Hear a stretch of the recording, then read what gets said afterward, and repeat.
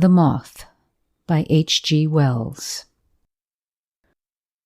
Probably you have heard of Hapley, not W.T. Hapley, the son, but the celebrated Hapley, the Hapley of Periplaneta Haplea, Hapley the entomologist.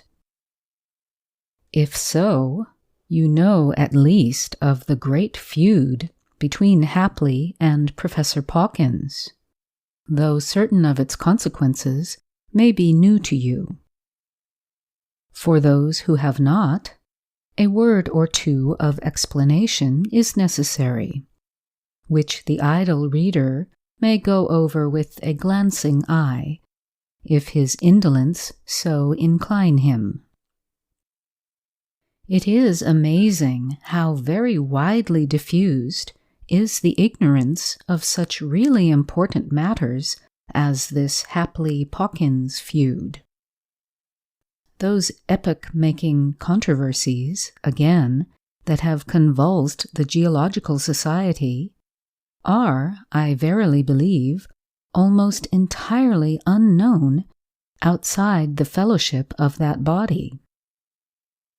I have heard men of fair general education even refer to the great scenes at these meetings as vestry meeting squabbles.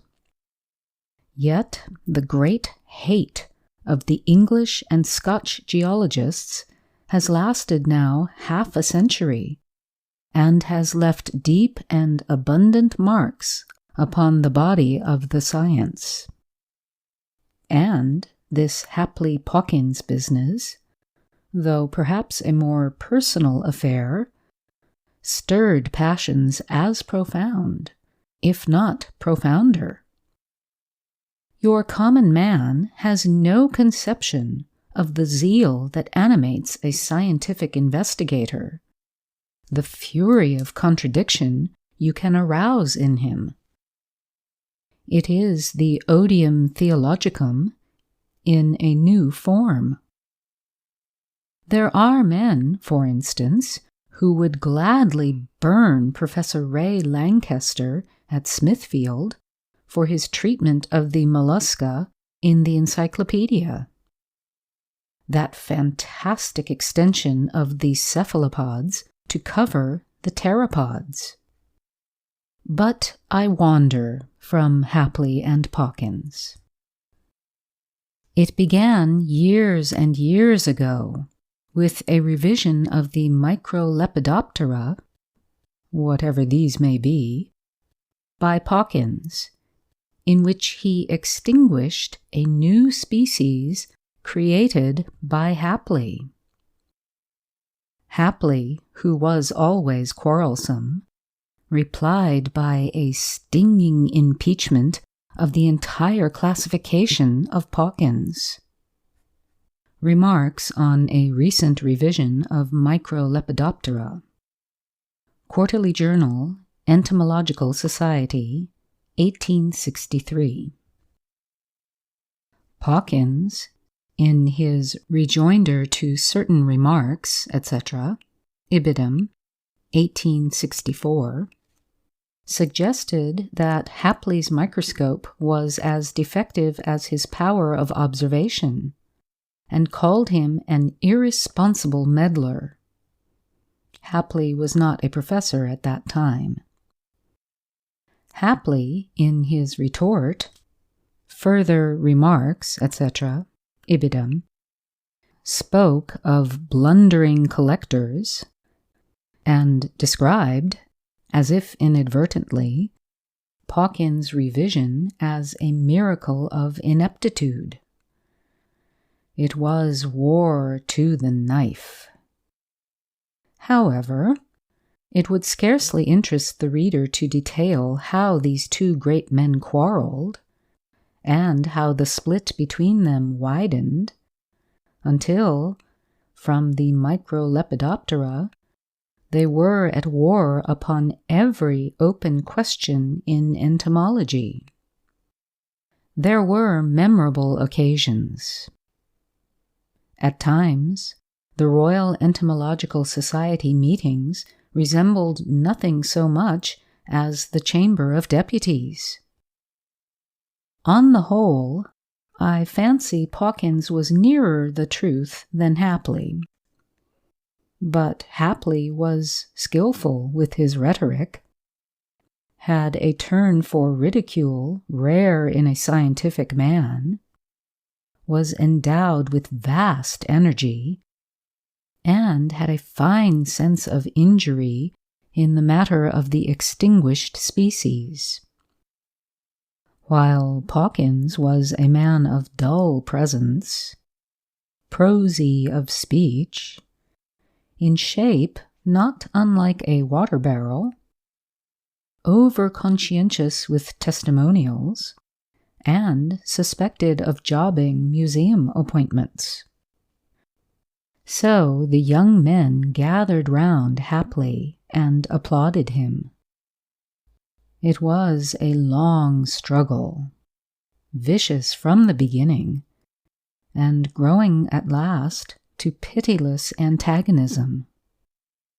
The successive turns of fortune, now an advantage to one side, and now to another, now haply tormented by some success of Pawkins, and now Pawkins outshone by Hapley, belong rather to the history of entomology than to this story. But in 1891, Pawkins, whose health had been bad for some time, published some work upon the mesoblast of the death's head moth. What the mesoblast of the death's head moth may be does not matter a rap in this story. But the work was far below his usual standard and gave Hapley an opening he had coveted for years. He must have worked night and day to make the most of his advantage. In an elaborate critique, he rent Pawkins to tatters. One can fancy the man's disordered black hair and his queer dark eyes flashing as he went for his antagonist. And Pawkins made a reply, halting, ineffectual, with painful gaps of silence, and yet malignant. There was no mistaking his will to wound Hapley, nor his incapacity to do it.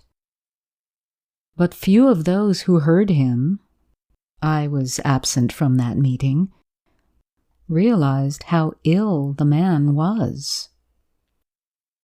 Hapley got his opponent down and meant to finish him. He followed with a simply brutal attack upon Pawkins in the form of a paper upon the development of moths in general, a paper showing evidence of a most extraordinary amount of mental labor, and yet couched in a violently controversial tone. Violent as it was, an editorial note witnesses that it was modified. It must have covered Pawkins with shame and confusion of face. It left no loophole. It was murderous in argument and utterly contemptuous in tone, an awful thing for the declining years of a man's career. The world of entomologists waited breathlessly for the rejoinder from Pawkins. He would try one, for Pawkins had always been game. But when it came, it surprised them. For the rejoinder of Pawkins was to catch influenza, proceed to pneumonia, and die. It was, perhaps, as effectual a reply as he could make under the circumstances, and largely turned the current of feeling against Hapley. The very people who had most gleefully cheered on those gladiators became serious at the consequence. There could be no reasonable doubt. The fret of the defeat had contributed to the death of Pawkins.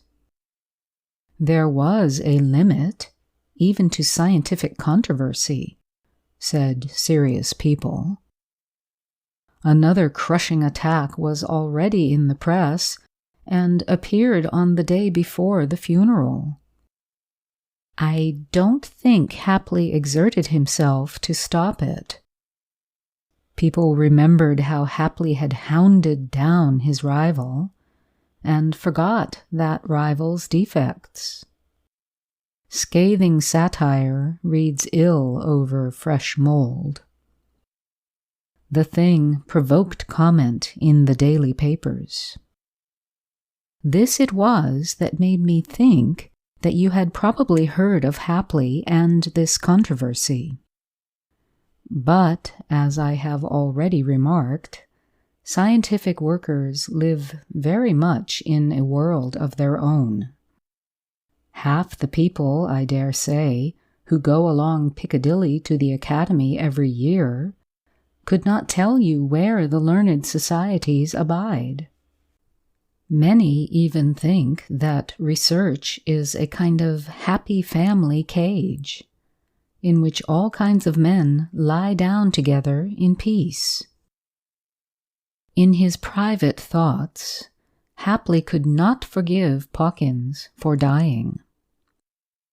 In the first place, it was a mean dodge to escape the absolute pulverization Hapley had in hand for him. And in the second, it left Hapley's mind with a queer gap in it. For 20 years he had worked hard, sometimes far into the night, and 7 days a week, with microscope, scalpel, collecting net, and pen, and almost entirely with reference to Pawkins. The European reputation he had won had come as an incident in that great antipathy.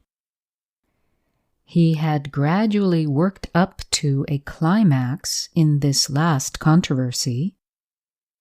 It had killed Pawkins, but it had also thrown Hapley out of gear, so to speak, and his doctor advised him to give up work for a time and rest. So Hapley went down to a quiet village in Kent and thought day and night of Pawkins, and good things it was now impossible to say about him. At last, Hapley began to realize in what direction the preoccupation tended. He determined to make a fight for it, and started by trying to read novels. But he could not get his mind off Pawkins. White in the face, and making his last speech, every sentence a beautiful opening for Hapley. He turned to fiction and found it had no grip on him. He read The Island Night's Entertainments until his sense of causation was shocked beyond endurance by the bottle imp. Then he went to Kipling and found he proved nothing besides being irreverent and vulgar. These scientific people have their limitations. Then, unhappily, he tried Besant's Inner House, and the opening chapter set his mind upon learned societies and Pawkins at once. So Hapley turned to chess, and found it a little more soothing. He soon mastered the moves and the chief gambits and commoner closing positions, and began to beat the vicar. But then the cylindrical contours of the opposite king began to resemble Pawkins, standing up and gasping ineffectually against checkmate, and Hapley decided to give up chess. Perhaps the study of some new branch of science would, after all, be better diversion. The best rest is change of occupation. Hapley determined to plunge at diatoms, and had one of his smaller microscopes and Halibut's monograph sent down from London. He thought that perhaps if he could get up a vigorous quarrel with Halibut, he might be able to begin life afresh and forget Pawkins. And very soon he was hard at work in his habitual strenuous fashion at these microscopic denizens of the wayside pool. It was on the third day of the diatoms that Hapley became aware of a novel addition to the local fauna. He was working late at the microscope, and the only light in the room was the brilliant little lamp with the special form of green shade. Like all experienced microscopists, he kept both eyes open. It is the only way to avoid excessive fatigue. One eye was over the instrument, and bright and distinct before that was the circular field of the microscope, across which a brown diatom was slowly moving. With the other eye, Hapley saw, as it were, without seeing. He was only dimly conscious of the brass side of the instrument, the illuminated part of the tablecloth, a sheet of notepaper, the foot of the lamp, and the darkened room beyond. Suddenly, his attention drifted from one eye to the other. The tablecloth was of the material called tapestry by shopmen, and rather brightly colored. The pattern was in gold, with a small amount of crimson and pale blue upon a grayish ground. At one point, the pattern seemed displaced, and there was a vibrating movement of the colors at this point. Hapley suddenly moved his head back and looked with both eyes. His mouth fell open with astonishment. It was a large moth, or butterfly, its wings spread in butterfly fashion. It was strange it should be in the room at all, for the windows were closed. Strange that it should not have attracted his attention when fluttering to its present position. Strange that it should match the tablecloth. Stranger far that to him, Hapley, the great entomologist. It was altogether unknown. There was no delusion. It was crawling slowly towards the foot of the lamp. New genus, by heavens! And in England, said Hapley, staring. Then he suddenly thought of Pawkins. Nothing would have maddened Pawkins more. And Pawkins was dead. Something about the head and body of the insect became singularly suggestive of Pawkins, just as the chess king had been. Confound Pawkins, said Hapley. but I must catch this."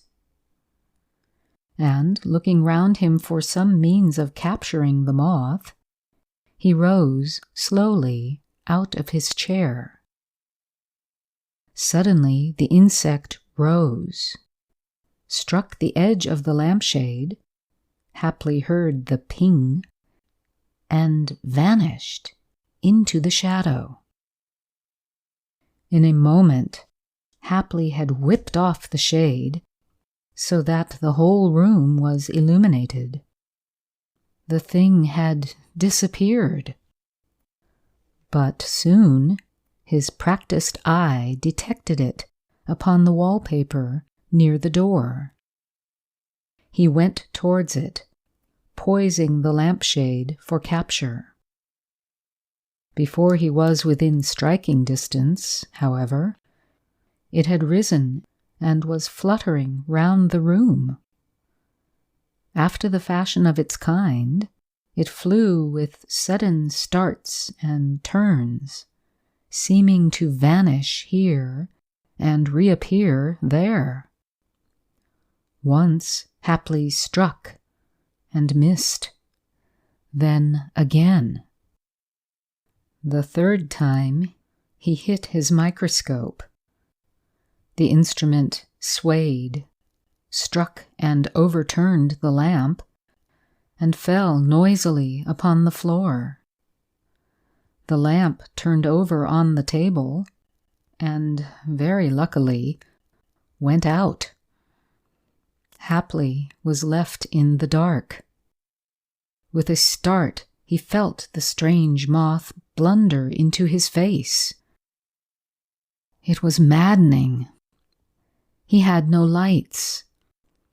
If he opened the door of the room, the thing would get away. In the darkness, he saw Pawkins quite distinctly, laughing at him. Pawkins had ever an oily laugh. He swore furiously and stamped his foot on the floor. There was a timid rapping at the door. Then it opened, perhaps a foot, and very slowly. The alarmed face of the landlady appeared behind a pink candle flame. She wore a nightcap over her gray hair and had some purple garment over her shoulders. "What was that fearful smash?" she said. "Has anything—" The strange moth appeared fluttering about the chink of the door.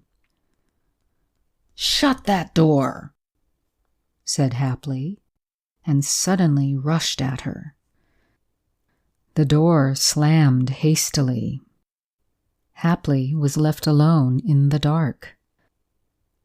Then, in the pause, he heard his landlady scuttle upstairs, lock her door, and drag something heavy across the room and put against it. It became evident to Haply that his conduct and appearance had been strange and alarming. Confound the moth and Pawkins! However, it was a pity to lose the moth now. He felt his way into the hall and found the matches, after sending his hat down upon the floor with a noise like a drum. With the lighted candle, he returned to the sitting room. No moth was to be seen. Yet once, for a moment, it seemed that the thing was fluttering round his head. Haply very suddenly decided to give up the moth and go to bed. But he was excited. All night long, his sleep was broken by dreams of the moth, Pawkins, and his landlady. Twice in the night, he turned out and soused his head in cold water. One thing was very clear to him. His landlady could not possibly understand about the strange moth, especially as he had failed to catch it. No one but an entomologist would understand quite how he felt. She was probably frightened at his behavior, and yet he failed to see how he could explain it. He decided to say nothing further about the events of last night. After breakfast, he saw her in her garden and decided to go out and talk to reassure her. He talked to her about beans and potatoes, bees, caterpillars, and the price of fruit. She replied in her usual manner, but she looked at him a little suspiciously and kept walking as he walked, so that there was always a bed of flowers or a row of beans or something of the sort between them. After a while, he began to feel singularly irritated at this, and to conceal his vexation, went indoors, and presently went out for a walk. The moth, or butterfly, trailing an odd flavor of Pawkins with it, kept coming into that walk, though he did his best to keep his mind off it. Once he saw it quite distinctly, with its wings flattened out, upon the old stone wall that runs along the west edge of the park, but going up to it, he found it was only 2 lumps of gray and yellow lichen. "This," said Hapley, "is the reverse of mimicry. Instead of a butterfly looking like a stone, here is a stone looking like a butterfly." Once something hovered and fluttered round his head, but by an effort of will, he drove that impression out of his mind again. In the afternoon, Hapley called upon the vicar and argued with him upon theological questions.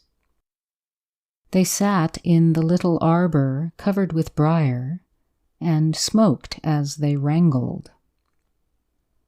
"Look at that moth," said Hapley suddenly, pointing to the edge of the wooden table. "Where?" said the vicar. "You don't see a moth on the edge of the table there?" said Hapley.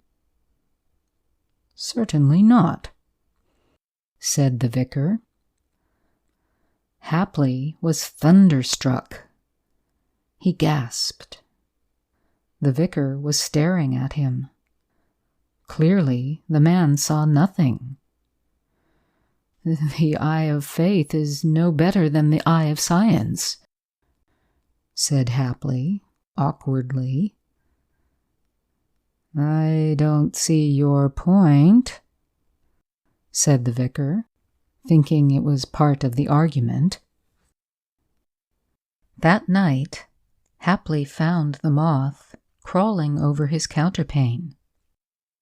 He sat on the edge of the bed in his shirt sleeves and reasoned with himself. Was it pure hallucination? He knew he was slipping, and he battled for his sanity with the same silent energy he had formerly displayed against Pawkins. So persistent is mental habit that he felt as if it were still a struggle with Pawkins. He was well versed in psychology. He knew that such visual illusions do come as a result of mental strain. But the point was, He did not only see the moth, he had heard it when it touched the edge of the lampshade, and afterwards when it hit against the wall, and he had felt it strike his face in the dark. He looked at it. It was not at all dreamlike, but perfectly clear and solid-looking in the candlelight. He saw the hairy body and the short, feathery antennae, the jointed legs, even a place where the down was rubbed from the wing. He suddenly felt angry with himself for being afraid of a little insect. His landlady had got the servant to sleep with her that night because she was afraid to be alone. In addition, she had locked the door and put the chest of drawers against it. They listened and talked in whispers after they had gone to bed, but nothing occurred to alarm them. About 11, they had ventured to put the candle out and had both dozed off to sleep. They woke up with a start and sat up in bed, listening in the darkness. Then they heard slippered feet going to and fro in Hapley's room.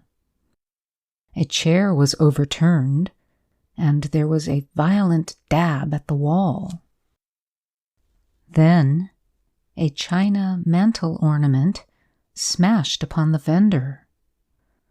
Suddenly the door of the room opened, and they heard him upon the landing. They clung to one another, listening. He seemed to be dancing upon the staircase. Now he would go down 3 or 4 steps quickly, then up again, then hurry down into the hall. They heard the umbrella stand go over and the fan light break. Then the bolt shot and the chain rattled. He was opening the door. They hurried to the window. It was a dim, gray night. An almost unbroken sheet of watery cloud was sweeping across the moon, and the hedge and trees in front of the house were black against the pale roadway. They saw Hapley, looking like a ghost in his shirt and white trousers, running to and fro in the road and beating the air. Now he would stop. Now he would dart very rapidly at something invisible.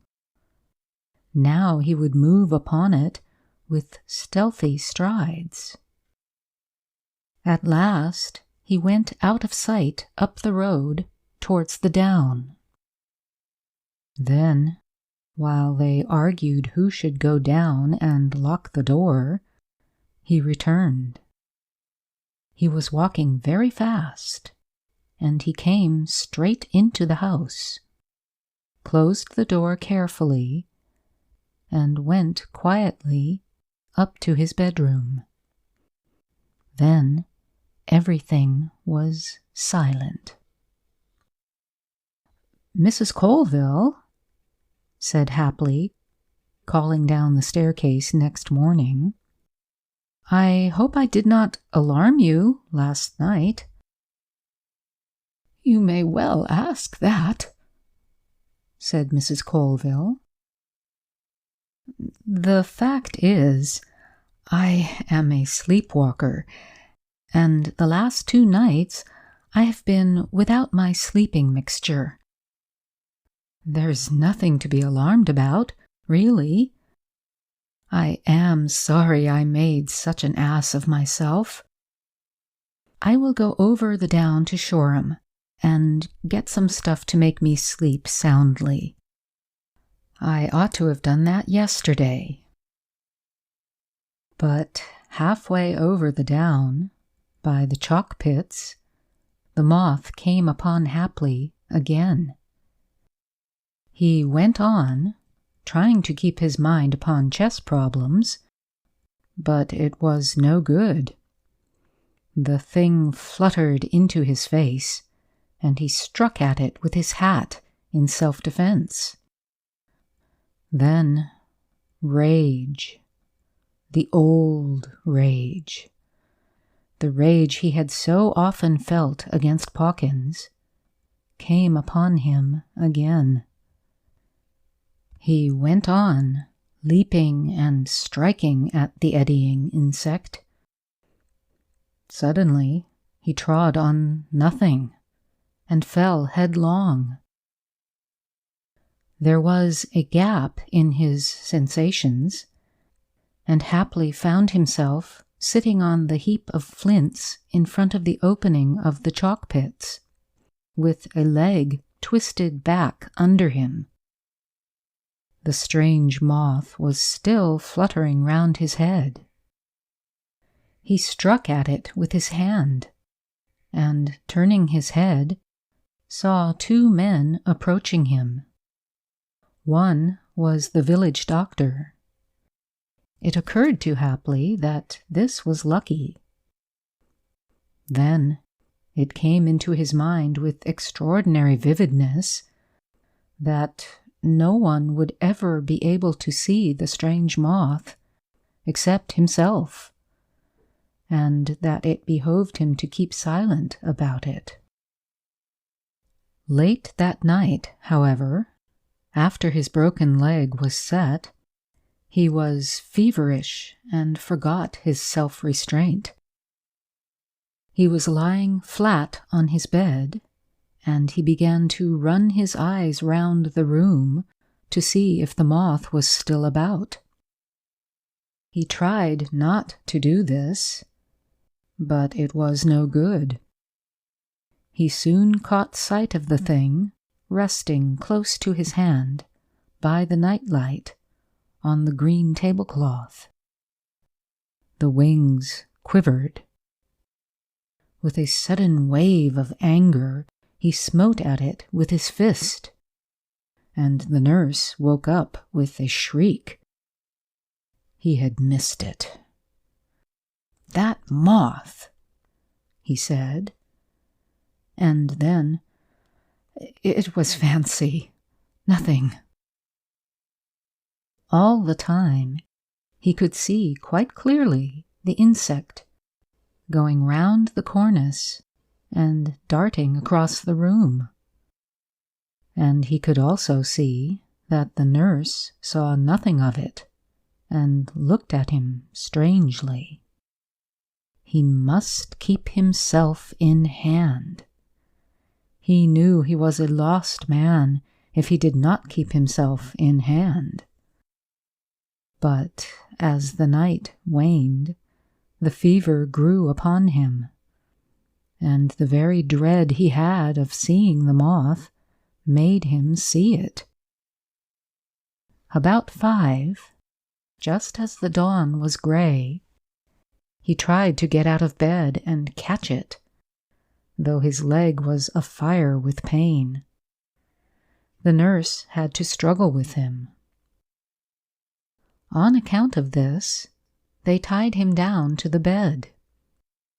At this, the moth grew bolder, and once he felt it settle in his hair. Then, because he struck out violently with his arms, they tied these also.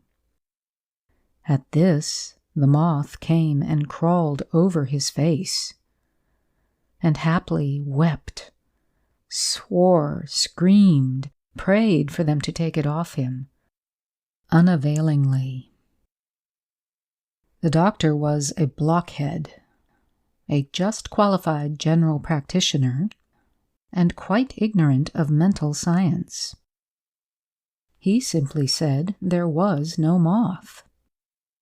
Had he possessed the wit, he might still, perhaps, have saved Haply from his fate by entering into his delusion and covering his face with gauze, as he prayed might be done. But, as I say, the doctor was a blockhead, and until the leg was healed, Haply was kept tied to his bed, and with the imaginary moth crawling over him. It never left him while he was awake, and it grew to a monster in his dreams. While he was awake, he longed for sleep, and from sleep he awoke screaming. So now, Haply is spending the remainder of his days in a padded room, worried by a moth that no one else can see. The asylum doctor calls it hallucination. But Haply, when he is in his easier mood and can talk, says it is the ghost of Pawkins, and consequently a unique specimen, and well worth the trouble of catching. End of The Moth by H.G. Wells. Recording by Louise J. Bell. Sebastopol, California.